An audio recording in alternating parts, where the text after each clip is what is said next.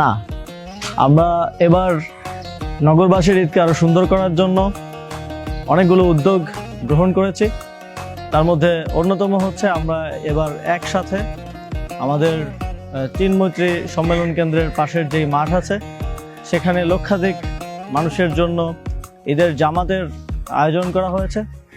একই সাথে আয়োজন করা হয়েছে আমাদের সুলতানি আমলের যেই ঐতিহ্য আর শত সহস্র বছরের যেই সংস্কৃতি, ঈদ মিছিলের একটি বর্ণাঢ্য কালারফুল একটা সুন্দর র্যালির মাধ্যমে এবার আমরা ঈদ একসাথে আয়োজন করতে চাই।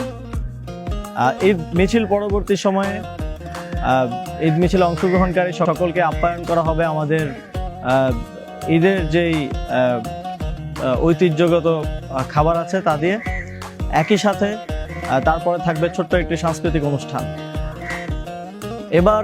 এবারের ঈদে নতুন বাংলাদেশে নতুন করে সকলকে জানাই ঈদ মোবারক এবং প্রত্যাশা রাখছি আপনারা এবারের ঈদ মিছিলে অংশগ্রহণ করবেন। আমরা দেখতে পেয়েছি আমাদের আহ্বানে সাড়া দিয়ে সারা দেশে বিভিন্ন স্থানে অনেকেই স্ব-উদ্যোগে ঈদ মিছিল আয়োজন করছেন।